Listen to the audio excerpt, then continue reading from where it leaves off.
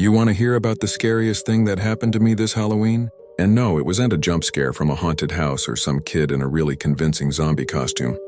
This was next level. It was the kind of scary that makes you question reality itself. And it all started with a ridiculous amount of candy. So picture this, it's the day after Halloween. My car's passenger seat looks like a piñata exploded. We're talking mounds of chocolate bars, sour gummies, jawbreakers, lollipops, you name it, I had it.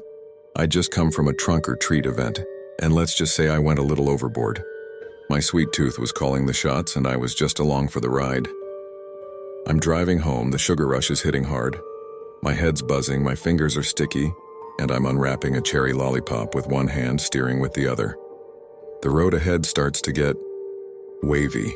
The streetlights blur into long neon streaks like something out of a sci-fi movie.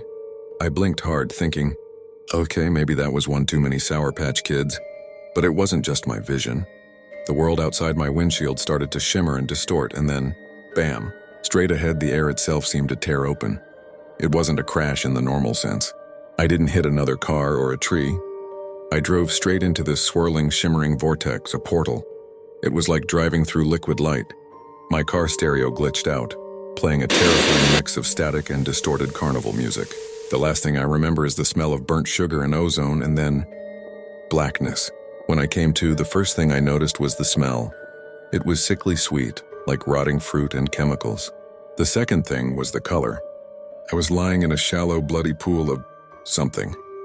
It wasn't water. It was this thick, toxic plasma, glowing with an evil red and green light bubbling like a witch's cauldron. And I wasn't alone. All around me, silhouetted against the toxic glow, were these figures, demons. I don't know what else to call them. They had jagged horns, leathery wings, and eyes that burned like embers in the dark. My heart hammered against my ribs, convinced this was it. This was the end. I'd literally driven myself to hell, but then I saw the oddest thing. The thing that made no sense at all. They weren't looking at me. They were hunched over, completely engrossed in something on the ground. And as my eyes adjusted, I realized what it was. They were eating my candy. My candy. One demon with long, spindly fingers was meticulously peeling the wrapper off a peanut butter cup.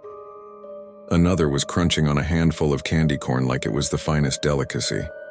They were completely mesmerized by my Halloween haul, which had apparently spilled out of the car with me. Seeing my chance, I started to crawl away.